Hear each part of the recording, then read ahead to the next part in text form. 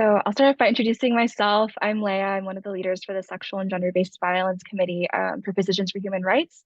And this is our last talk of the series, of the year-long series that we've been doing. And this one is going to be a career panel for students who are interested in working with survivors of sexual and gender-based violence.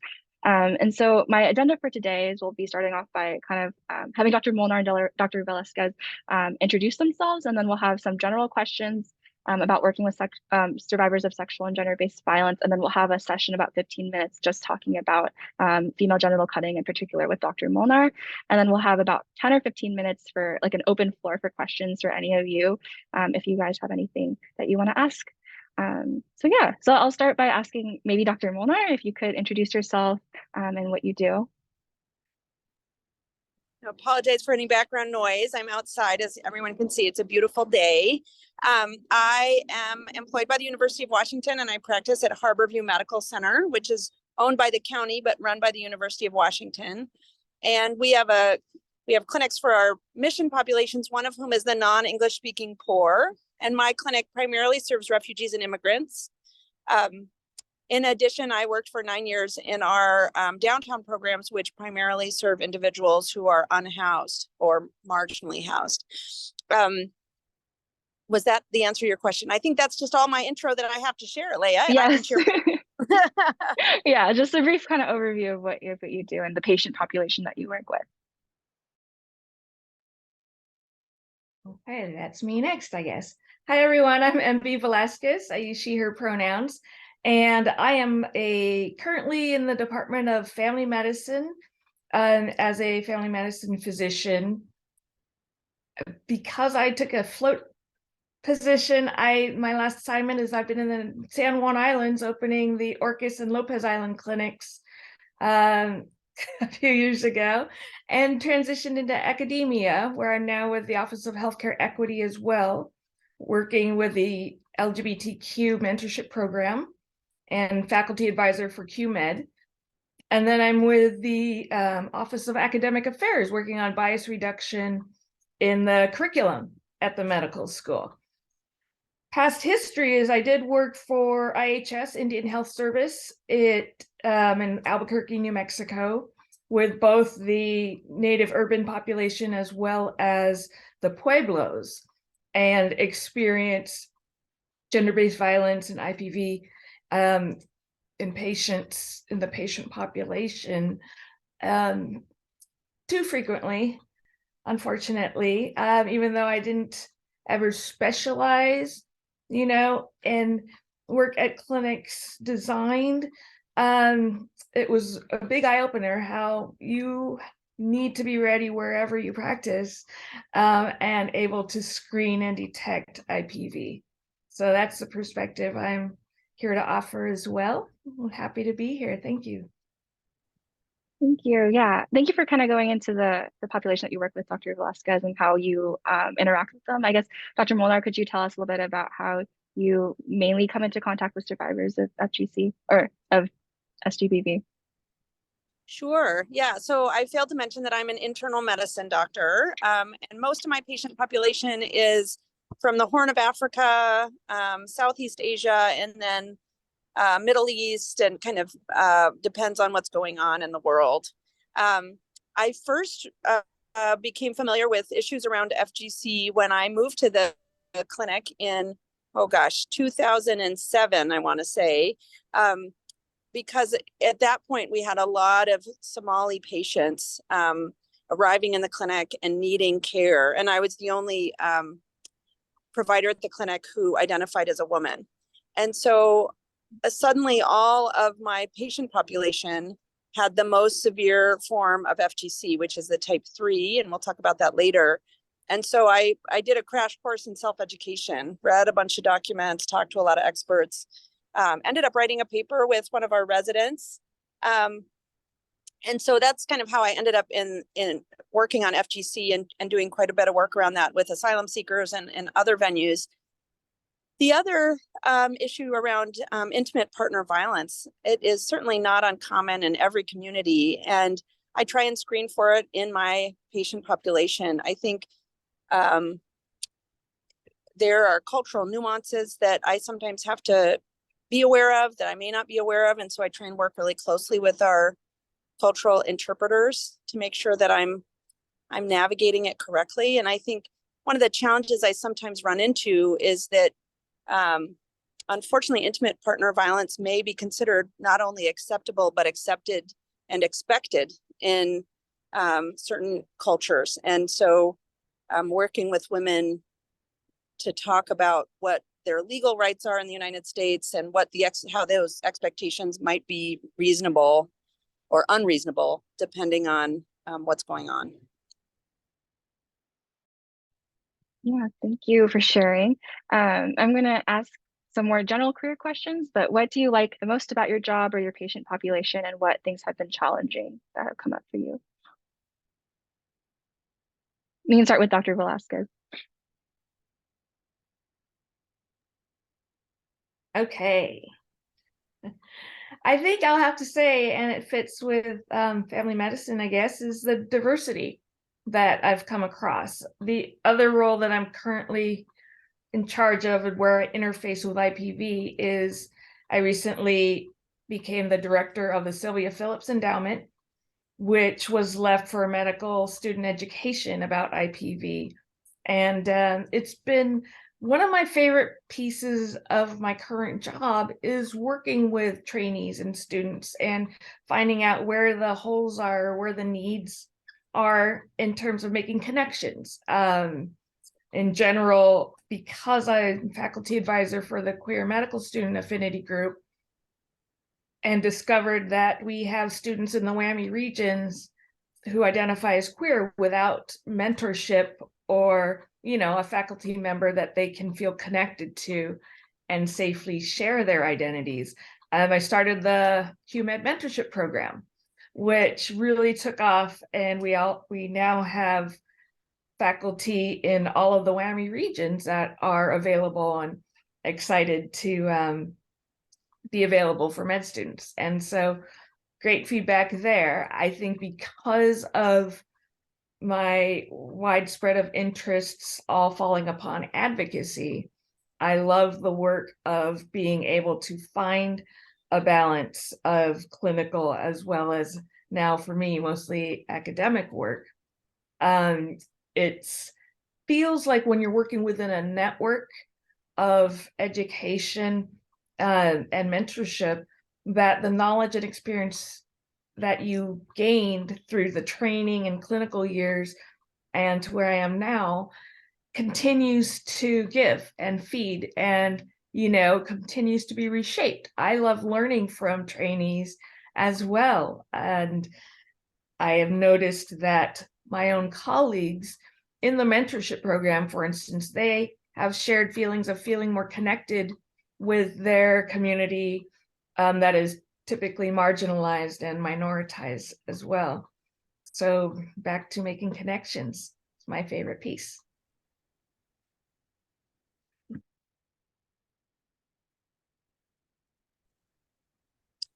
Leah, do you mind repeating your question? I was so Yeah. excited. You had to say that I lost track of what the question was. I was asking, what do you like the most about your job or with the specific patient population that you work with? Yes. I also definitely like the variety of things I get to do. In addition to working with patients, I also teach in the medical school. And so I feel like there's a nice balance between clinical care and education. I've also been really enjoyed being involved in our student asylum clinic that Leah is very involved in and led for and continues to lead. And that has brought a great amount of joy just in terms of thinking about what are some concrete things we can do to improve outcomes for individuals. And I have to say my 100% favorite part is having been in my clinic now for almost 16 years, my relationships with my patients. Every clinic day is like a little reunion with some of my favorite people, and we've known each other for so long and through so many good things and hard things that it's feels like a really special space for me, and I try and make it a special space for my patients. So that is, I would say, my greatest joy. I love that. And I imagine kind of looking at the flip side, the challenges that come with a career working with survivors, how do you cope with the emotions of listening to really hard stories on a regular basis? And how do you approach possible secondary trauma as a provider? So I'll share a little bit about what I do and also about what some of my colleagues do. We are a center funded by the Office of Refugee Resettlement for survivors of torture. And so we do hear a lot of really, really painful stories of man's inhumanity to man and to women, more commonly, unfortunately. And also with the asylum work, part of the job there is to really hear the ways in which people have been tortured and persecuted and document it, including the physical scars as part of their asylum case. And so I will say that my ability and thoughtfulness about managing that has changed over time. I think I didn't really think about it when I was a newer provider and found myself kind of some days just feeling so beaten down by the horrors of the stories that I heard and just feeling like my heart was bleeding with the just tragedies day after day and really struggling with that. And then there was another point where I realized I had built a wall around my heart that was just too high. One of my patients was telling me about really horrific things that had happened to her, and I was looking at my computer screen, and I just caught myself and said, this is not the way I want to be a doctor.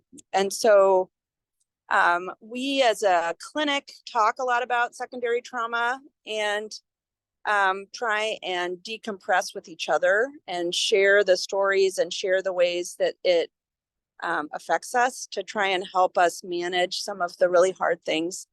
And we, as a clinic, try and celebrate not just each other's successes, but our patients' successes. When someone gets citizenship, we all come out clapping. You know, when someone's daughter graduates from high school, we do a little dance, you know, so trying to find that balance of hearing the hard things, but also celebrating the good things. And, you know, one of my colleagues who has a very strong faith tradition talks to a nun once a week to just help him navigate some of the hard things that he hears. And that has been amazing for him.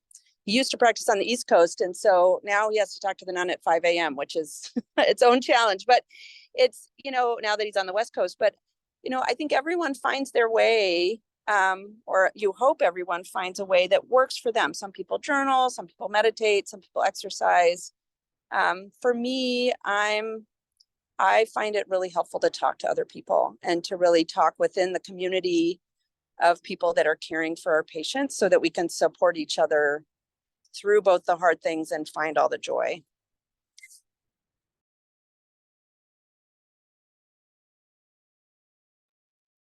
Now I want to be a patient at Dr. Molnar's clinic.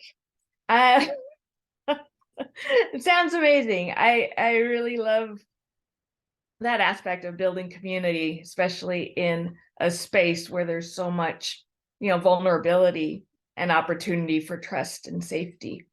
So some thoughts that I have about this in ways that have also helped for me regarding secondary trauma is empowering resources, like finding empowering resources for patients. So I joined the Medical Legal Partnership back when I was a medical student at the University of New Mexico. This is a national alliance started in the mid-90s by a pediatrician who continued to have the same patients admitted with asthma exacerbations. Finally asked the question of why, you know, what's happening at home that brings them in and they get sick again.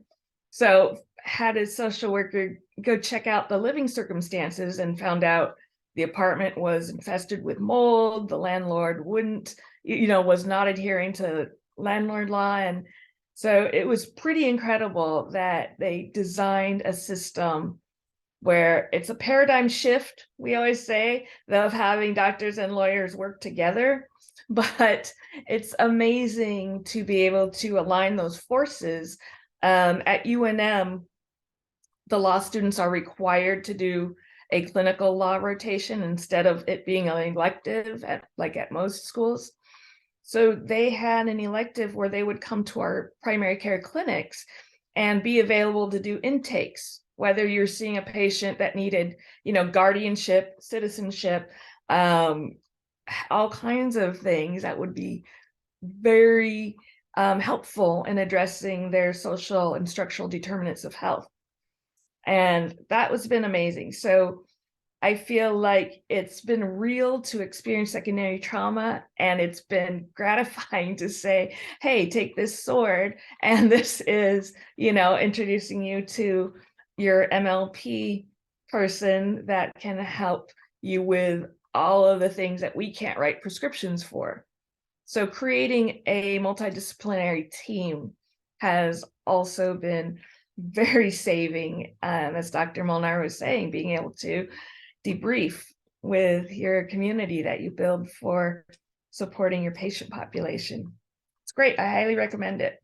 I'm currently on the Washington Coalition for Medical Legal Partnership.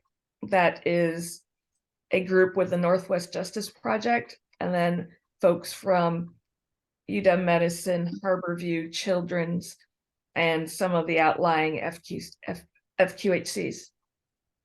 Let me know if anyone's interested. Happy to connect you. That's really awesome. Thank you both for sharing. I think those are some really good strategies to continue incorporating as we go on in our careers. I'm going to dive into some questions that are more focused on the nuances of working with survivors of trauma. So I guess as somebody that has been in clerkships and has been on rotations and seen patients where there's a little bit of suspicion that there might be some violence or abuse going on at home, what is the best way to ask about that kind of thing in a sensitive way?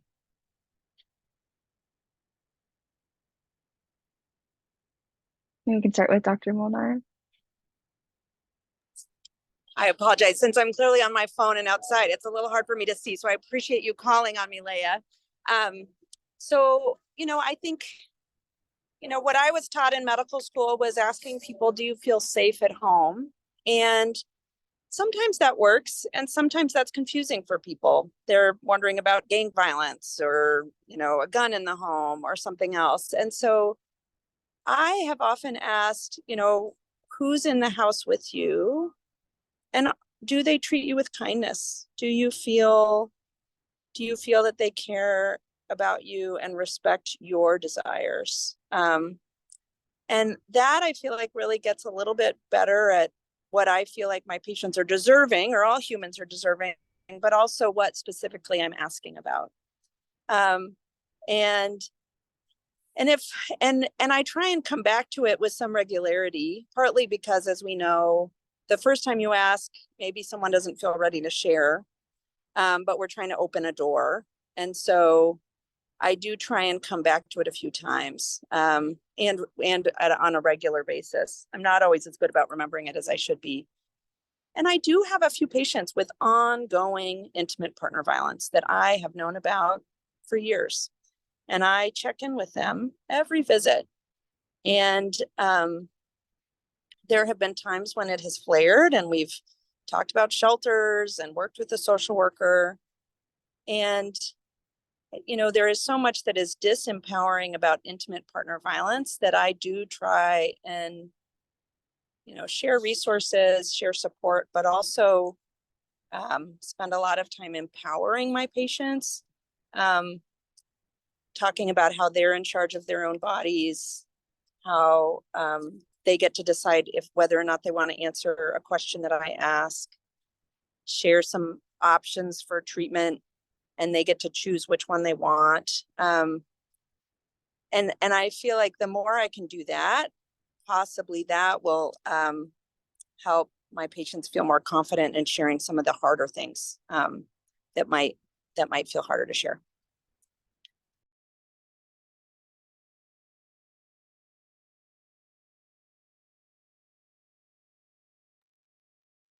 I would echo what Dr. Molnar just shared, truly centering around the patient and finding ways to help empower them. It does take some time and compassion, as well as, I would say, a posture of humility if you're talking about the cultural nuances that are also involved. it takes the development of that trust for them to feel safe to share very intimate details that may affect their life and safety. And I really like the way she emphasized how to empower the patient's voice, including when they want to use it or not. You know, I feel like I have learned that from patient feedback that more and more they appreciated feeling in charge at the visit, as well as the consistency of genuinely caring and having and offering resources, just knowing that, okay, it was just when they decide, you know, to take you up on that offer, that it's right there. I like that. Thank you both for sharing. My next question is, I guess, a little bit complicated to explain, but are there signs or symptoms that you may notice that are, because you've had so much experience working with survivors, that can be subtle signs for possible abuse or violence? And I guess one example that I was kind of thinking of is we had a patient when I was on my OBGYN rotation who was a survivor of sexual violence, but nobody knew it. And the way that her symptoms presented was that she just had really bad chronic pelvic pain for a long time that was not fixable by other means and methods. So I was just wondering if you guys have had similar experiences or if there's things that we can look out for as students.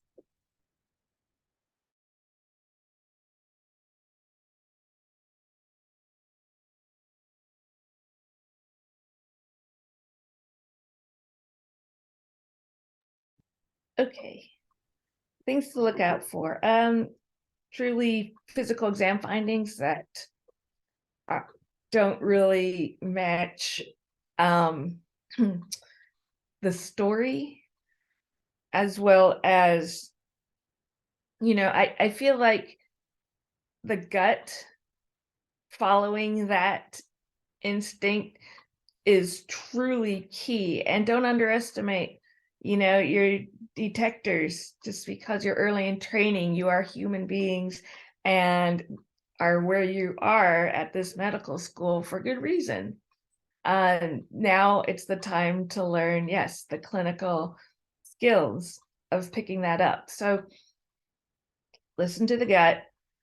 Also, I've heard from patients over and over that they feel more comfortable when you humanize yourself.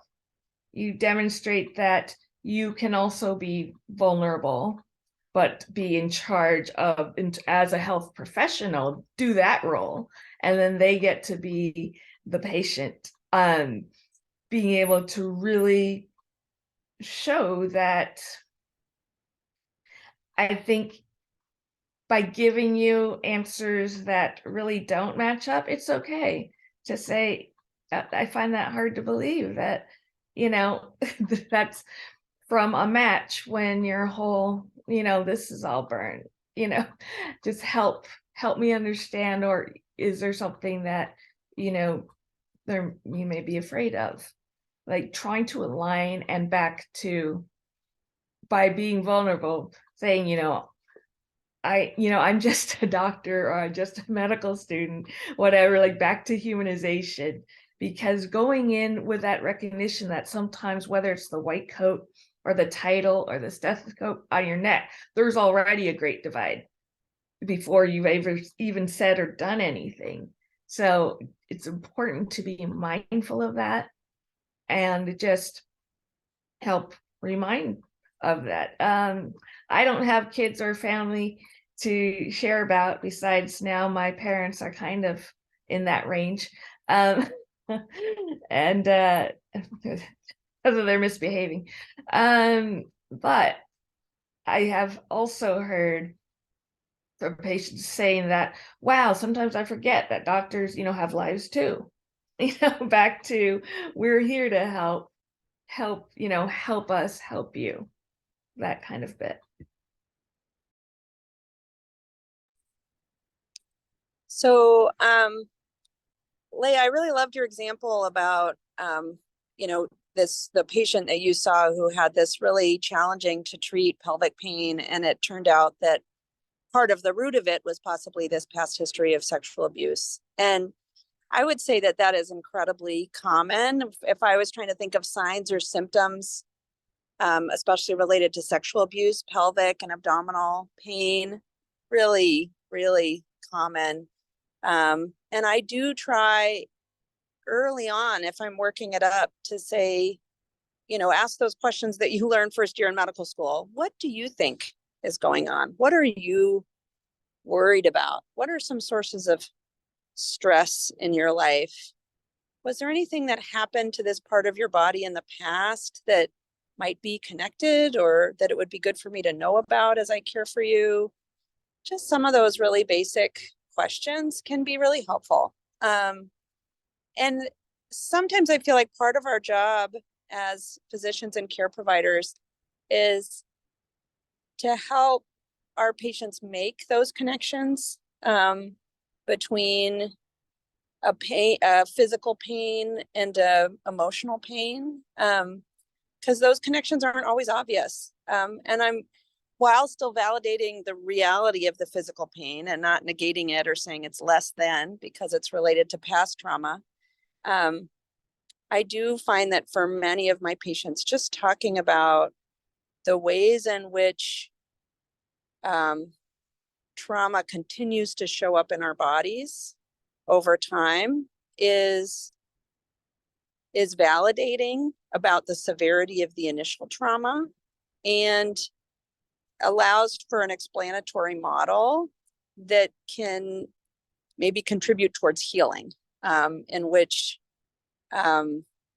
they can think about the importance of processing past trauma in terms of healing, not just their emotions, which often we don't prioritize for ourselves, but also healing some of the physical manifestations of it, and feeling empowered to do that for themselves. Yeah, thank you both. My next question kind of segues into physical exam kinds of things. When physical exam becomes necessary for somebody with a known history of trauma and violence, how do you navigate that? Are there strategies that we can employ?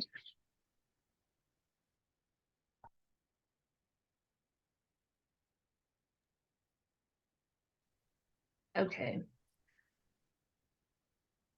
Before I answer that, if I may, as we're talking about nuances clinically, I remembered I wanted to mention that this is always very patient focused, as it should be, but as clinicians, be mindful, and as trainees, that you may have peers and classmates who have experienced trauma, and going through this part of training can be very traumatic for them. So being open, having that awareness and consciousness about you, I would be my plea, because I've counseled some students and residents who found it very traumatic to even just be in this room right now. So I want to acknowledge that. And regarding physical exams, and that brings me mostly in thinking with patients that I most commonly have seen would be of the LGBTQIA plus community and Two-Spirit, and especially the intersection of that with intimate partner violence and trauma. So I have always encouraged them, that I want them to let me know if at any time they're uncomfortable or need, to stop, to let me know. They are allowed, it's their body, that I will let them know when, before I touch any part, whether it's a leg, a back, and ask permission. And then, especially for gender diverse communities, I want to know how they refer to their anatomy, so that I am not, going through a checkbox. And because, again, with trauma and with gender dysphoria, it can be very traumatic for chest tissue to be called breasts. It's so important. And so back to, again, Dr. Molnar's point, empowering the patient and helping them feel in charge and safe in a way that you are there as a physician, and to do your duties and what you've learned, but they are the patient, and this is all about caring for them.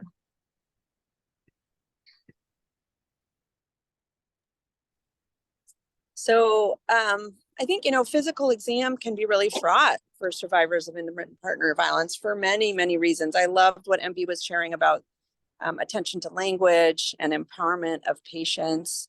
Some of the things in addition to that I think about are really walking through in advance what's going to happen, and talking through why we think this particular maneuver is important. In this case, I'm thinking of like a pap smear, talking about why we like to do pap smears or HPV testing and how it can protect health before a problem arises, and recognizing that it's a really sensitive area, and making it 100% okay to say no, either before it starts, halfway through, 3/4 of the way through, at any point. And so that, I think, has been a really important part of my practice, is really trying to be as transparent as possible, and then also trying to make sure the space in which the physical exam is happening is the least traumatic space possible. So that means usually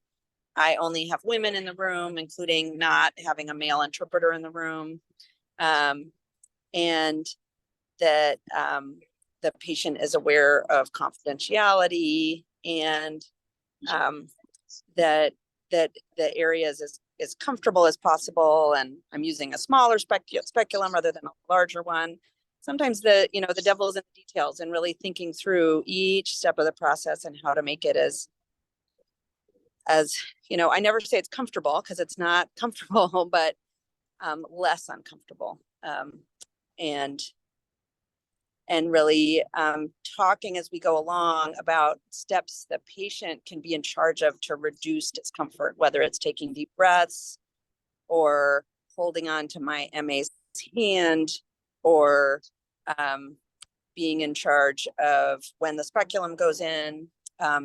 Just trying to think creatively about ways to really empower people at painful moments.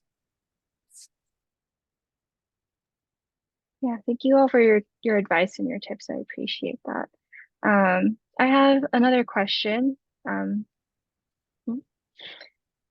So if you're a physician or a healthcare worker, and you happen to have a partner who is inflicting intimate partner violence on you, they're affecting your ability to practice or continue your career, are there any resources that you all know of that would allow them to continue practicing medicine, or support for them if they choose to separate from their partner, specifically for physicians or healthcare workers? Does that make sense? I can rephrase it if we need to rephrase it. Leah, I'm gonna have you call on one of us, just because it's hard for me to see if MB wants to talk or not, just because of the way that's on my screen. So just call on us, whoever's Okay. gonna start. I'll call on you. Yeah, I would defer to that one first. Thanks. Okay, I think I got called on. Thank you. You is me. So, there are lots of resources for physicians. There's resources that are supported in our state of Washington through the money we pay for our licensure, that is the Washington Physicians Health Plan. And almost every state has something equivalent. The Washington Physicians Health Plan is mainly for physicians who are unable to practice because of substance use or mental health concerns. However, if you think about that in a slightly broader definition, if someone is the victim of intimate partner violence, that would affect your mental health. And so there are resources through that I just want to make sure everyone's aware of. In addition, there are, I think through each workplace, wherever you are, I know the UW has it, Harborview has it, various rules and supports around kind of safe conduct. So I have worked with a number of individuals who have struggled with intimate partner violence, had concerns or restraining orders against individuals in their lives. And we have set up various things in place to protect those individuals through our security service at the hospital, through a variety of different mechanisms to make sure that those individuals feel safe in their workplace, feel like they can do the work they want to do without fear that individual will come and threaten them. And I have had students who have moved from off-campus housing to on-campus housing simply because they feel more protected by university police and university services from intimate partner violence if they're in on-campus housing than if they're in off-campus housing. So, I think it kind of depends on where someone is and what exactly is the space that they're needing and what kinds of supports they're needing. But those are some of the supports that I have seen put in place for individuals. And let me know if there's other specific questions related to that, but I'll pass the baton to MB for now. Thanks, Alex. The only resources I'd add to that is the Northwest network that's queer-led for GBV and intimate partner violence in the LGBTQIA community, as well as the Washington State Coalition Against DV. That there's many advocates there. And like I mentioned before, the MLP, the Medical Legal Partnership, but specifically, I guess, for trainees needing that assistance. I know that Alex does this for the med students, is the mentorship, being able to connect and find resources. I'm constantly always discovering new resources I didn't know exist. And because of the state of the fiscal landscape right now, some of those resources may not be as prominent. But something I like that this question is being asked, Leah, thank you, because the whole endowment, the Sylvia Phillips endowment, was left by the spouse of a prominent chief of surgery who was abusive. And it makes me think about how, as colleagues and peers, could we help detect that, to be able to recognize how to, I guess I see it as supporting our colleagues in recognizing maybe an anger management issue and finding those resources that also, would have helped Sylvia. But love and I honor her spirit in the way that she left this endowment after leaving her partner as the final kiss off of saying, okay, well, let's teach med students about it. So that's great that you're asking that. Thank you. Yeah, thank you both for your very thoughtful responses. Okay, since we have kind of limited time left, I'm going to shift the focus to female genital cutting with Dr. Molnar, and we'll be abbreviating it as FGC just because it's a little bit easier to say. But maybe we could start off, Dr. Molnar, by just kind of giving a brief overview of what FGC is and how you would characterize different types of FGC. Sure thing. I wish I had my pictures with me, but we can certainly, I can send them to you, Leah, if you want to addend them to this recording at any point. So I think, FGC is a cultural practice. It is not bound to any particular religion, although you certainly see it more commonly in Muslim communities, but it is practiced in all religious communities. It's primarily seen in certain cultural groups across the Horn of Africa, Central Africa, and Western Africa, as well as Indonesia and a few other places around the globe.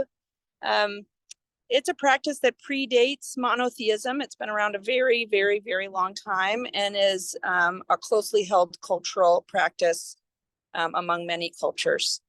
We used to call it female circumcision, and we stopped using that term because it creates a false analogy with male circumcision, which is a far less severe procedure. And so for the World Health Organization designated it as a form of human rights violation and called it female genital mutilation, And we've moved away from that term simply because the women upon whom it has been practiced do not see themselves as mutilated. And so in medical conversations, we tend to call it female genital cutting or FGC. With my patients, I still call it female circumcision because that's what they call it themselves. There are kind of three main types of female circumcision as designated by the World Health Organization. Type 1 is the least severe, and it is the removal of the clitoral hood and the clitoris. And often that is practiced in the very early infancy or toddlerhood, although it can happen really at any age, usually before menarche. Type 2 is slightly more severe. It's removal not only of the clitoral hood and the clitoris, but also the anterior portion of the labia. And sometimes it includes some anterior sewing. But when you look at a woman who's had a type 2, you can still see the urethral meatus anteriorly in the vaginal introitus, as well as the vaginal canal. Type 3, which is by far the most severe, involves removal of all the things that were removed before: clitoris, clitoral hood, labia minora, and then what's called infibulation, which is sewing of that anterior portion, leaving only a very small opening at the posterior aspect of the vaginal introitus, through which both urine and menstrual blood will flow. And so it creates like a vault in the vaginal area. So instead of urinating straight out into the toilet bowl, the urine hits the inside of this vault and rolls back to that posterior opening and comes out that way. Same is true for vaginal blood. And so you can imagine women who have been cut of a type 3 have a different practice around personal hygiene. So after urinating, instead of using a napkin or toilet paper, often they'll use water to kind of splash out or clean the vault to make sure urinary crystals and urine doesn't remain there. And then there's a type 4 that's just important to know exists, and it's kind of a term that kind of covers other practices not otherwise specified. So there are some cultures in which cauterizing happens, or certain herbs are placed inside the canal, a variety of other practices, but less common. And so most of the women that I see who are, for example, from Somalia, 98% of women from there, at least 15, 20 years ago, the data isn't very updated, had undergone type 3, so the most dramatic or severe type of female genital cutting. I also see a number of women from Eritrea and Tigrinian populations of Ethiopia who underwent type 1, and then a number of folks who've undergone type 2. So I tend to see all three kinds in my clinic. Does that answer your question, Leah, or was there other parts I should address? Nope, that was great overview. My next question is, what are the cultural nuances that you're balancing when you're working with survivors of FGC, and how do you navigate that cultural sensitivity without condoning what has happened to them? There's a really nice set of focus groups in the nursing literature that I found really helpful when thinking about caring for women with FGC. And these were focus groups done with women who had been cut, asking them what they wanted from their care providers. And there were two ends of the spectrum that they really did not want their care providers to do. One was kind of, for example, you come in with a cough and suddenly everyone gets excited that you've had FGC, and then brings everyone in the room, and that's all you want to talk about. And so that really doesn't feel good, right? For many reasons you can imagine. Your priority is the cough. Suddenly, someone wants to talk about something totally other that feels both othering and stigmatizing and doesn't feel like it's forwarding your own care. So that's one piece. And the other piece that was when someone comes in for a concern that is genital, I am having vaginal discharge, and people pretend FGC never happened or have no idea what it is. And so it's kind of the opposite end of the spectrum. And so what the women in these focus groups talked about they really wanted was, if it pertains to my healthcare, I want to be able to talk to my provider about it and have them help me. If they don't know all the things, help me connect to resources that will get me the care I need. And from a cultural, there's such a multiplicity of cultures that have FGC as part of their cultural practices. And so, it comes back to what MB mentioned earlier about cultural humility, just really asking, how are you doing? How is it okay if I check with you about this? Were you cut in your genital area as an infant or child that you know of? Do you have memories of that time? Do you perceive that there's any complications related to that? Really making it centered on the individual who was cut. Recognizing, if, for example, in Somalia, 98% of women, as of several years ago, were cut. Many women see no complications. This is what every woman in their family, sister, aunt, mom, had done. And so whatever it is that may feel more challenging, everyone is dealing with that. So that doesn't feel like a complication anymore. So, and sometimes there is an eagerness to hear about what potential complications there could be, because there's, whole categories of long-term complications. So that they can think about whether or not those are things that they're experiencing or that we could somehow mitigate. The other piece I think that can be empowering for women, and I would say some women are super enthused about this and other women just think this is like the weirdest idea I've ever had, is seeing their genital area. And so most women have not looked at their genital area. And there's a variety of cultural stigmas around that as well. And so we have a big kind of handheld mirror. And for some women, if it comes up, I say, do you want to just see what happened down there? Do you want to see a picture of the kind of FGC you have? So we have some illustrations on this little laminated cards in clinic. And for some women, that is what they want. I would say a lot of women, they're like, oh God, no, God, take that thing away. But, it's again, trying to be patient-centered about what their desires are. Yeah, I really like that, Dr. Molnar. And you actually answered my next question as well, which was how to explain what has happened or like long-term impacts for patients that are from where FGC is likely the norm. So I guess we'll skip that one. But I had another question. I had read a paper that FGC survivors and survivors of certain types of violence, they have a different threshold for what's considered normal pelvic pain, both from like a chronic sensation standpoint and also during sexual activity. So they'll often, if you ask, report no pain compared to the average person, they are experiencing significant pain. Is there a way that you can kind of subtly assess pelvic pain from that standpoint?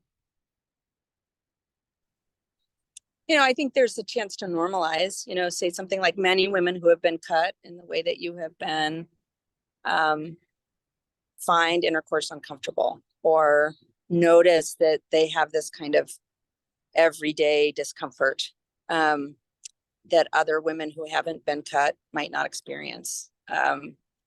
Is that something you've noticed for yourself? And there's a lot of data that women who've been cut have increased incidence of abdominal pain, pelvic pain, inability to have intercourse, pain with intercourse, reduced libido, and I think many women are actually aware of that vaginismus. And at the same time, sometimes we can be a little bit reassuring. The removal of the clitoris does not actually entirely remove the clitoral nerve. The clitoral nerve goes way back under the mons pubis. And so there still is an opportunity for satisfaction, joy. There are folks who are doing clitoral reconstructions. I have a patient who had that done. And so, I think sometimes there's a chance, if there's an interest, to share some opportunities if that's of interest, or also just talk about what the person's experiencing and whether or not it's getting in the way of their joy, and helping them understand that other women who've gone through what they've gone through have noticed this, and just check in if they've noticed it as well. Yeah, I like that. Thank you for your suggestions, Dr. Molnar. All right, so since there's only 6-ish minutes left, I'm going to open up the floor to see if anybody has any questions for Dr. Molnar.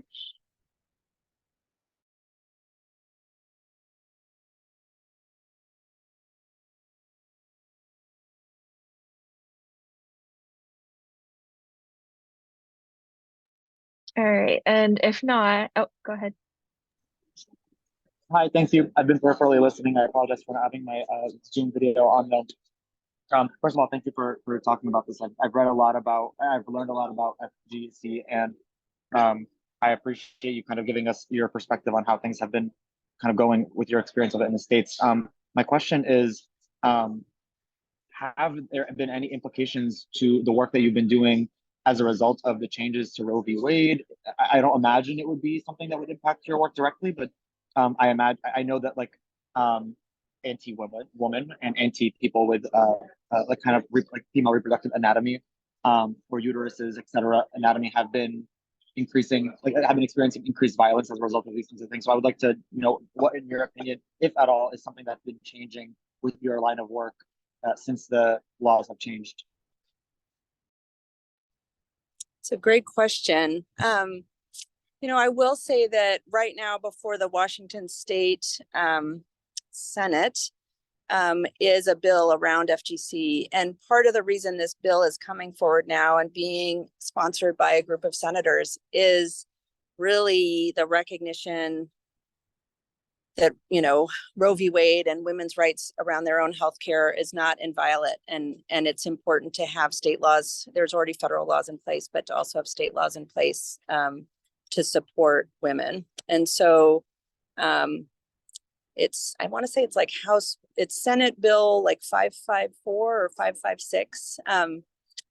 Anyway, there was just a hearing for it a few weeks ago, and one of my patients has been active in advocacy around it. So we've been talking about it quite a bit. And so I think that has been the biggest thing, just kind of on an advocacy and law level, just an awareness of the need to have several layers of protections for women and girls. And around the Roe v. Wade, terminations have not come up for many of my patients. And I am lucky in that I live in Washington State and they are protected for women here. And when they do come up, there's availability and a lot of support. So I'm not sure how it's come out though, or what it's meant in other states that have fewer protections. But that's a great question. That makes sense. Totally. Thank you for kind of bringing that up, and I'll do my Googling with it later.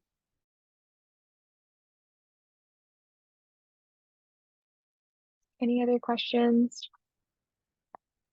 So going forward, so that we don't like burden the patient too much with questions, how do we educate ourselves kind of on our own? Do you have any like suggestions on resources we should access that are best, so that it doesn't become like a curiosity on the patient, but more of like educational on our end? So there's some great papers out there. In 2013, I worked with a resident who wrote a paper that's available on just the primary care of individuals with FGC. And that's 2013, gosh, 10 years ago, a long time ago. But it has illustrations and it talks about some of the evidence from focus groups that I mentioned. And we can addend that to this talk somehow, Leah, if that's possible, if people would appreciate that. And there, both the nursing and the medical literature have some really lovely evidence from focus groups that I mentioned, and I can share some of that bibliography as well, if that's of interest. There's a booklet that came out in the early 90s around the time that a lot of political movement was happening on FGC. That's when it was outlawed on a federal level. That booklet, I'm not sure how widely available it is now, but I think I saw a version of it online, and I can share that link as well. But yeah, there's tons of information out there. The Rainbow Coalition, a variety of other groups.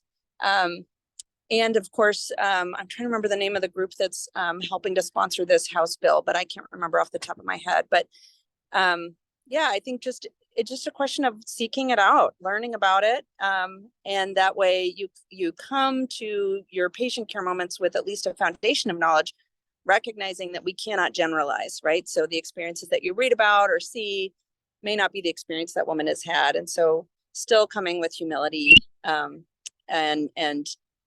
asking questions when appropriate about how the experience was for the woman you're caring for. Yeah, Dr. Molnar, if you want to email those to me, I can distribute to everybody and they can have access to that. Thank you. All right, well, our time is up today. So I want to thank you all for coming, and especially you, Dr. Molnar, for speaking with us. And yeah, have a nice day, everybody.